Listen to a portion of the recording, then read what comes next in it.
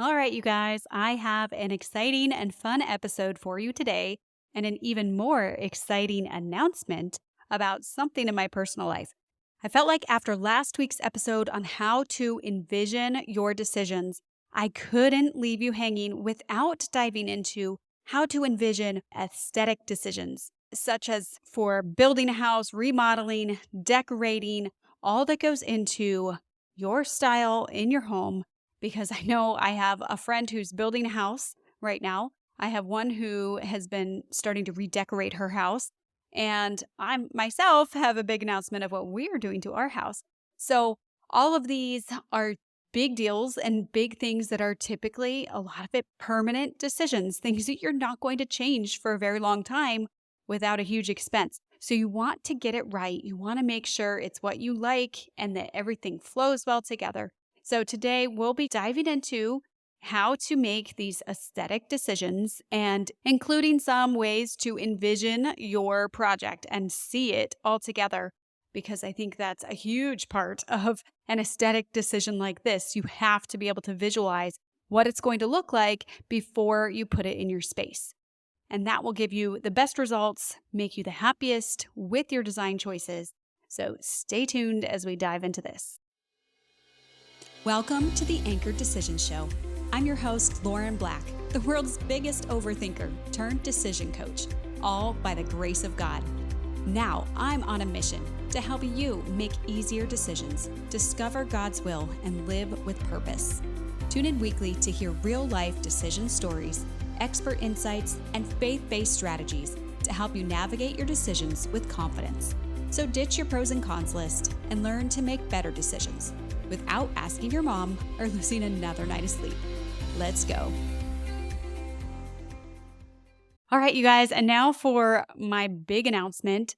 If you listen to episode 2, you will know that my house has a lot of very outdated features. And we liked the location of the house. We liked the bones of the house when we were looking at it. And we weren't afraid of some projects. Now, did I know that it was going to take over 11 years before we got to some of these projects? No, I was a little naive at the time. My husband's more of the finance guy, so he probably knew and understood exactly what would go into it. And we take the stance of wanting to pay cash for most of our projects so we don't have to pay interest on things, which in the long run, if we're looking back, we probably could have taken a loan out 11 years ago to pay for some of these projects. And since prices were so much cheaper back then, even if we paid interest on that loan, we probably still would benefit and make out better than what we would do today. Yet, I am very glad that 25-year-old me was not the one making the design choices because things like the flooring in our bedrooms that I did pick out back then, we wanted to get rid of the carpet. We put in some engineered hardwoods. I don't like these hardwoods anymore. They were a little bit of a budget stretch for us then, but they're much cheaper of floors than what I would pick out nowadays, and they're already dented and scratched, and also not the style that I would pick out for myself today. So we are tearing up the floors that we put in 11 years ago to put in new floors throughout the house. So hopefully I'll still like these floors in 11 years, but I think my style has matured over the years, and I think I've really tuned into a style long-term, things that have been on my Pinterest board for inspiration for years and years that I still like. So I think I'm going to be in a good spot. But if you haven't picked up on it by now, I don't think I stated exactly what we're doing. We are going to start remodeling our house, a lot of the projects that we've been wanting to tackle. We have an investment property that is closing May 1st. So we are going to use those funds plus whatever else we've saved to invest in these projects. So we will be redoing the floors throughout the whole entire house, which, if you remember from my other episode, includes the orange tiles in the main common areas of the house. And I am so excited to get rid of those. That's also in the bathrooms. They have the same tile throughout. We are also going to be redoing our kitchen and a little bit of the dining space, just kind of adding a coffee bar and some bench seating to the window area in our dining space. And we are also going to be eventually redoing the bathrooms. We're not sure if we'll be tackling those at the same time, just because there's so many projects going on. And very likely my husband Josh will be the one to redo the bathrooms since they're not quite as big of a project as the kitchen. So those might have to wait a little bit, but certain things like flooring, if we go with a vinyl flooring, you can put that in the bathrooms. So in that case, we would have to tear out the vanities that are there and put in our final vanities before we lay the flooring. So we might end up doing the bathrooms right now as well. Either way, we did just get new, fresh white toilets to replace some of the peach toilets that we had, and that feels so nice. It's been a long time coming. We probably should have just bought new toilets from the start instead of just new toilet seats, which, by the way, you can't find peach toilet seats very easily these days. So we had peach toilets with white toilet seats for about 11 years. Not so pretty. So you can probably imagine how enthusiastic and excited I am about these projects and to finally get some of the things done that I've been wanting to do in our house and get my dream house created and made. It also means that we are spending a ton of time right now meeting with contractors and design specialists, picking out all of our products. There are so many decisions that come with redoing your kitchen completely from scratch and redoing so many things in your house. Everything from which color flooring to which material of flooring and how you're going to install the flooring.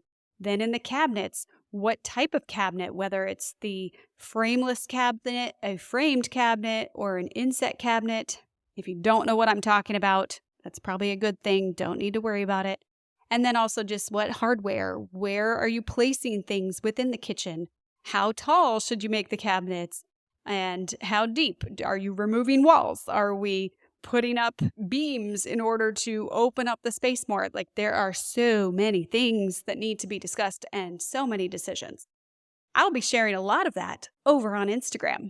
So make sure you go follow me at Anchored Decisions if you want to see some of my design choices, some of the progress. I mean, we're still probably a few months out from actually starting.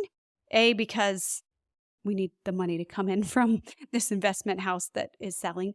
And then B, because we need to make sure we have everything set. Some of these cabinet places take weeks to get the cabinets in, and we don't want to tear out the floors and the kitchen before the cabinets are ready, because then we'll be living without a kitchen. And with our flooring, the flooring we want to do, we have to get everything out of our house. Like literally everything off the floors. That's going to be a huge project, which means we also now have decisions to make about what to keep and what to purge. I am clearing out closets. I am getting rid of things. And that's going to feel really good, especially when we move everything back in and I can keep it all organized. This does mean that my business will be put on the back burner a little bit. So I might drop the podcast down to every other week, starting in the summer when I lose my consistent childcare. But I should really get to the episode now that we're 10 minutes in. Sorry about that. I usually like to cut straight to the content, but I had to give you some of the backstory of where I'm coming from with this episode and just wanted to share my exciting news with you. So let's dive into the steps you can take to envision the aesthetics for your home and how you can make decisions there. Step number 1 is to just start by gathering ideas. Discover your personal style, your preferences. Go on Pinterest.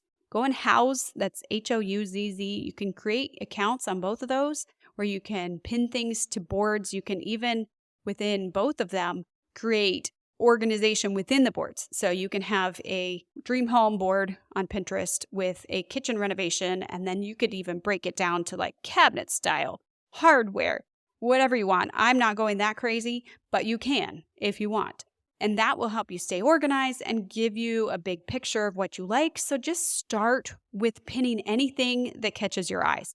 Or if you are out and about at Home Depot or at a showroom, at a friend's house, take pictures of what you like and start adding those to your boards. Or if you don't want to use Pinterest or Houzz, have a folder on your computer or folder in your Photos app on your phone that you can store all of your inspiration. Just something that they don't have to be cohesive at this point. You just want to start seeing, what do I like? Start thinking about it. Yesterday, we were at the Kitchen Design Center and we had to start picking out the countertop. And that's one thing I haven't really started to look at countertops and notice what do I like, what do I not like.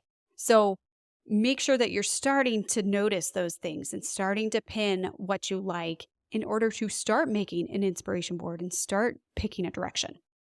So step number 2 is to decide your goals and your priorities.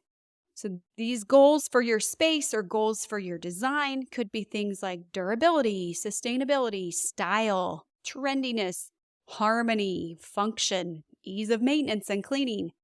So for our floors, I thought originally that my number one priority was the durability of the floor because I have 2 crazy boys that I know are going to be dropping knives on the floor, throwing toys, racing their cars up and down the hallway. I really thought durability was my number one because that is important. But then I realized if durability was my number one, I'd be going with tile. But I, don't like the maintenance of keeping up with grout. I have tile throughout right now, and I don't like it. I don't like dealing with grout. And then also with tile, I just feel like it takes a little bit of the warmth away of the space. And I do love the look of wood, like real wood. So I realized after thinking about it more that the style and the color were my number one. My parents are renovating their house and they're putting in this really beautiful engineered hardwood in their floors. So we got the samples from them. It's actually a really great price. And we also got some samples from that same company of the same wood in just different finishes. I really like a gray undertone for my floors since that goes with the aesthetic I want for the rest of my house and a lot of the design choices that are already in our house, as well as what I'm envisioning for our kitchen. So for me, that color of the gray undertone is huge. For my husband, the style of having some of the knots show, some of the character of the wood, some of the grain patterns, he wants those to show through. Whereas my parents would, that all shows through. But to me, it's almost a little too yellow. But yet the gray ones that I like, the grain patterns and the knots are a little more washed out because of this kind of whitewashing stain that they put on top of it. So we are needing to compromise there. But style and color are definitely our number one. Then number 2 is the material. Actually, come to think of it, material is probably our number 1. Because if it was just style and color, we probably would have gone with vinyl or a laminate because those come in a lot of different styles that you don't have to worry about the stain washing away the character. So materials are number 1. We are going with an engineered hardwood. And that's our number 1. Then the style and color of the wood is our number 2. So my bad with that one. And then number 3 for me is the maintenance of it. So definitely want something that is easy to clean, easy to maintain. And then number 4 would be durability. We want something that's going to last. We want something that's going to withstand the kids. And that's why with the hardwoods, the one we're getting, you can refinish your floors 3 or 4 times. And they say most people never need to do it that many times, but you could also change the color if you don't like it down the line. Whereas if you put in a tile or a vinyl or a laminate, it's going to be a big deal if you want to change the color on that. So that is how we've chosen our floors. Those were our goals. Now you could think of the goals for the space itself. So your kitchen and dining area. For me, I want to get people out of my kitchen. It's a small enclosed space. We do not have an open floor plan. The oven's right there, the stove. So when people are over and we're entertaining and we've got the oven on, it gets hot in there because everybody's crowded in around the island because that's where the food is. And it gets loud.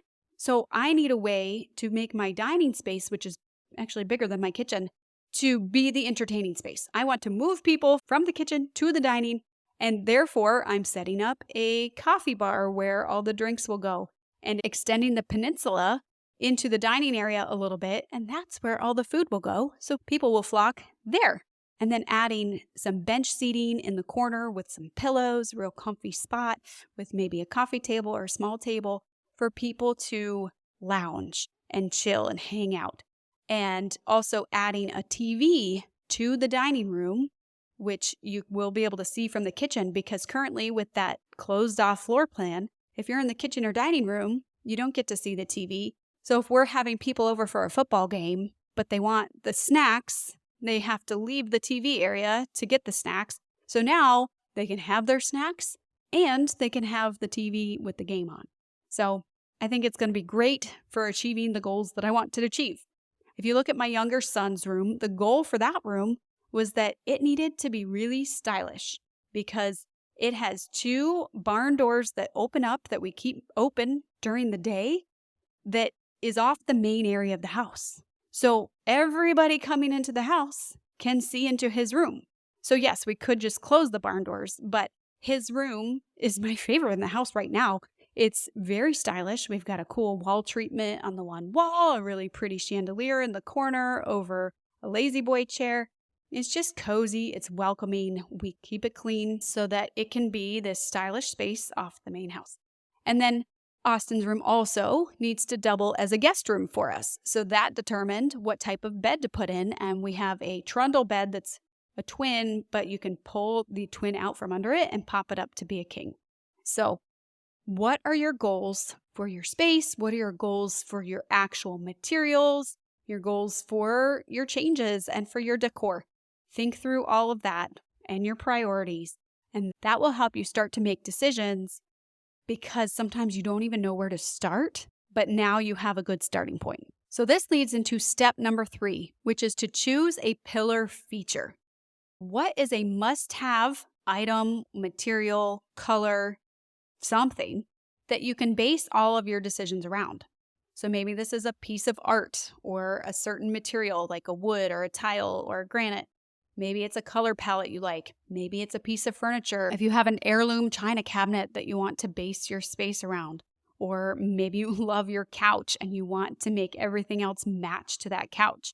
You want to pick one thing that you can then make your decisions around that. For me in my kitchen, the number one thing I'm basing everything else around is I want my pantry doors to be in a gray washed white oak, or something that gives that same look of this wood tone with kind of a gray base, not too gray because I know grays are going out, but something with gray tones, gray tone wood. So for me, that determines that the floor color should be the gray tone floor color, because that way it ties it all in. It makes it feel modern. It flows well together.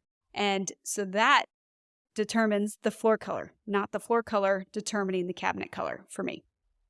So pick something that is your determining factor and let everything else be based around that.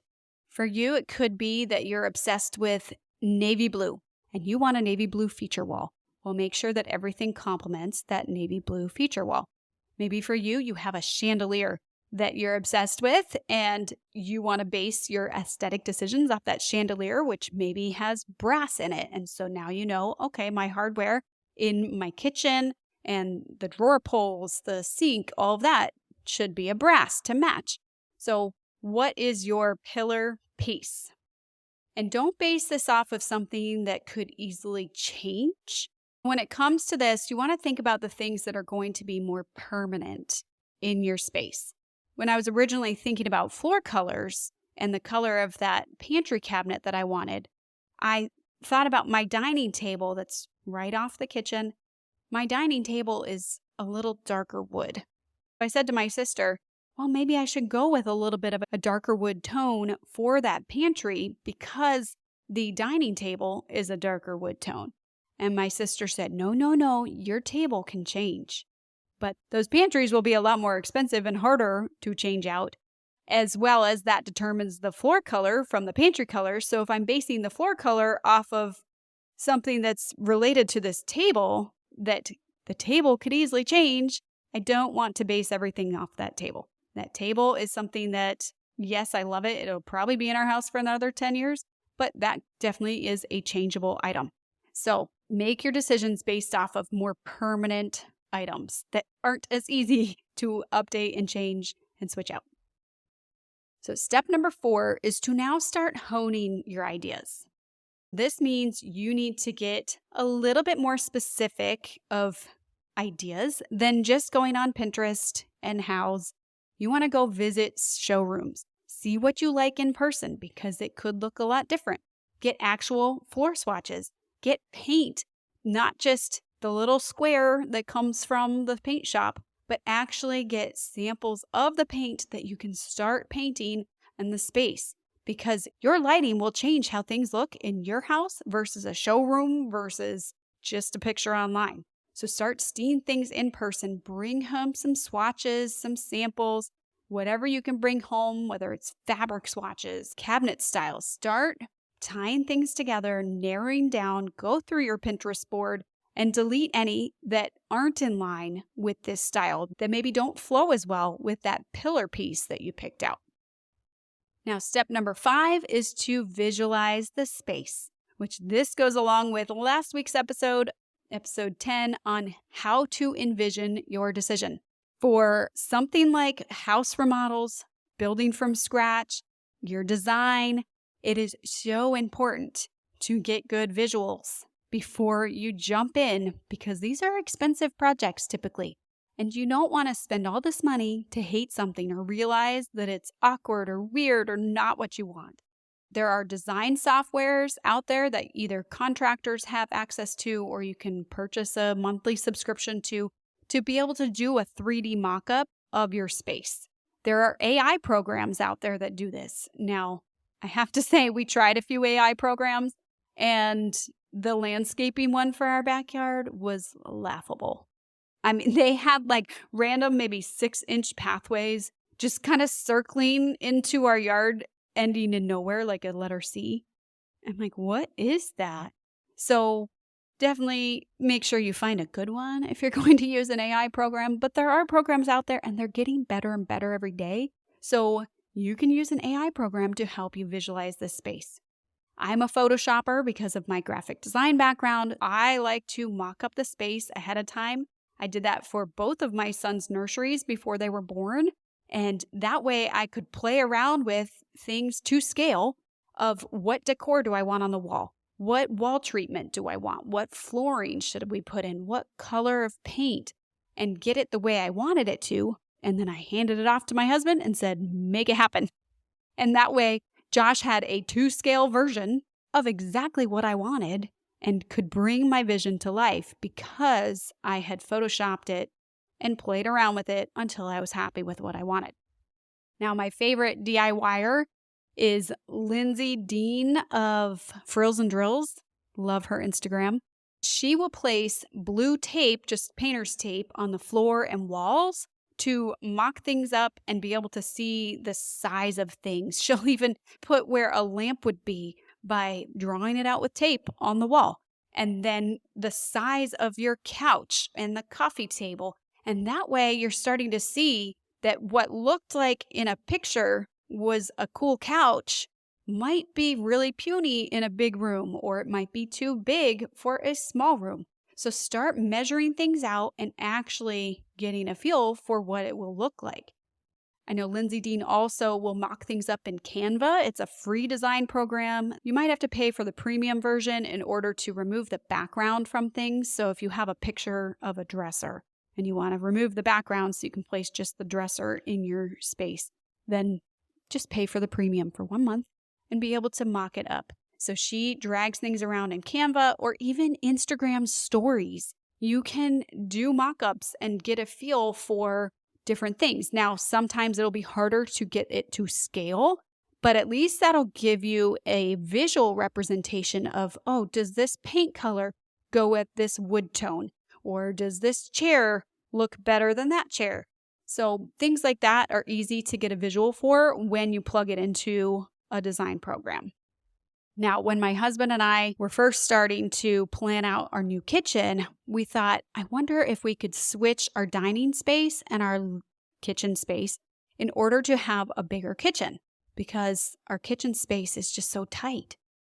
And so I came up with a great, brilliant floor plan in my head and drew it out, kind of that bird's eye view on paper. And on paper, it seemed like it would work. But we have a double fridge that is a non-negotiable for us to keep. I am not downsizing my fridge just for the sake of opening the space more or having a nicer kitchen. I have 2 boys that will be teenagers at some point. We are going to need all that fridge space. So I had moved that to the right of the kitchen sink in my new mock-up of switching the dining and the kitchen space. And it looked great on paper from just above drawing. Then my husband plugged it into a 3D design program, and I realized that putting a 33-inch fridge to the right of your sink makes it feel like you've got a giant wall next to you. That takes away from the openness that I was hoping to achieve by switching the kitchen and the dining room. So by doing that, or if we had marked it out with the blue tape on the floor, we would have realized this is not a good idea. So make sure you're doing things to actually visualize the space, measure things out, mark it out, do what you need to do in order to get a good visual. And that will save you so many headaches down the line, time, money, all that goes into making these big design changes just by mocking things up and laying them out and taping them out. So start to bring home all of your swatches, the materials, lay them out next to each other, put it in your space, get the visual of what it's going to look like. Then step number 6 is to keep tweaking until you have it right. You want to make sure everything flows, everything looks good together. So if you think you have all of your cabinet doors and flooring picked out, but you can't find a countertop that flows with it, then you have to decide which one are you going to change. If you love a certain countertop, but it doesn't quite match the cabinet color, then maybe you change the cabinet color. Or if you're happy with the cabinet color you've picked out, then keep looking for more countertop options. Go to more showrooms, explore more options, keep working at it until you get it right. Because a lot of these really big decisions you're making for your home are going to be more permanent and you want to like it long term. You don't want to compromise just for the sake of picking something from what's in front of you or just for the sake of time, of not wanting to spend the time to really get it right. So those are the 6 tips for making these aesthetic decisions and picturing it in your head, what it's going to look like. I do have a few just kind of bonus tips for you for when you're involved with these aesthetic projects. So one is to not just go with what's trendy, go with what you like. Now, if what you like happens to be what's trendy, then that's great. But especially for anything that's a very permanent, expensive feature, you want to make sure you really like it and aren't just choosing it because it's in. Because in 15 years, when it's out of style, you don't want to hate it because you chose it only because it's in style. In Florida right now, one of the big trends is to have a black roof with a black garage door, a black front door, black trim. And I think it looks really, really classy on a lot of houses. Some not quite as much. But the problem is black roofs are going to make your house so hot. Like that, we are in Florida, the black attracts the heat. I had a black car. When I would go to the beach, I could squeeze my wet hair onto the car and the water would immediately evaporate and just leave a little salt stain on my car. Black attracts heat. So do you really want to go with something that when it's out of style in 10, 15 years, you're stuck with this really heat-conducing black roof because it was in trend? Now, if you love it, then go for it. I am all about choosing what you like over choosing what's trendy. But that's just me. That's always been me. I never wanted to follow fashion trends just because they were trendy. Sometimes I'm about 5 years late to the train on those fashion trends, like skinny jeans. I did not buy into that for at least 3 years, maybe more. And there's a lot of fashion trends that I just won't jump on board with at first. Same with home decor trends. I'm not one to jump on the trend, and that's just my personality. For you, it might be more important. That's why it's important to determine those goals and your priorities so that you know what's important to you. And then another tip is to enlist help, especially if design doesn't come as natural to you. So for me, I am a graphic designer. I've always had a love and passion for art, and I do feel I have a pretty good artistic eye and that I can make things cohesive. I know what looks good together and I know what my style is.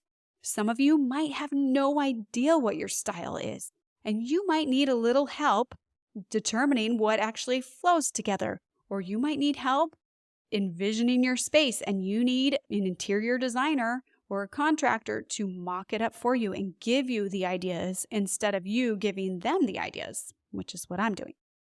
And then the last tip is to try to get on the same page as your spouse and find ways to make you both happy. Because design and home choices are things you're both going to be living with, and you want to both be happy. Husband and I, as I shared before, are both on different pages when it comes to the flooring. So instead of just one of us compromising on the flooring, we are exploring more options. The one flooring company that made my parents' flooring has the real thick 3/4 inch engineered hardwoods, and they only come in a few different colors. So now we're thinking, okay, we can compromise a little bit on the thickness of the board and maybe go with a 5/8 thickness, which won't be able to be resanded as many times, but that's probably not a huge deal. And that way we have more stain options to choose from. We are waiting for those samples to get in, so make sure you follow me on Instagram so you can follow those stories and see all of our design choices and maybe even help us make some decisions there. So I hope that you found this fun and helpful. If you know of anyone who is about to build a house, remodel their house, make some big changes to their interior design and their home space, then do me a favor and send this episode to them so that they can get these tips on how to visualize and choose design elements. I also would love to host an interior designer on my show to dive even deeper about how to make these aesthetic decisions, because honestly, I made it sound like it's super easy for me, but it's still a struggle. I have shared before how it takes me about 18 paint swatches on the wall before I can pick a paint. So I definitely still struggle with perfectionism and being very picky with my designs and aesthetics. So I would love some tips myself on how to get a little faster and better at those design choices without having to have a million different samples placed in front of me. So if you know of anyone, send them my way. Otherwise, I am reaching out to some people to try to find an awesome guest on your aesthetics. That is all for today. As always, if you want to find any of the links that are mentioned in this episode, such as other podcast episodes or people that I mentioned, places, things like that, then definitely head on over to the show notes at anchoreddecisions.com/11. Tune in next Thursday for another episode, and I will see you all on social media. Thanks for listening all the way to the end. If you enjoyed this episode, take a screenshot of it and post it to social media, making sure to tag me at Anchored Decisions, or share it with a friend. This helps me know which type of content to create more of and gives me the opportunity to connect with you as a listener outside of your earbuds. See you next week for another episode.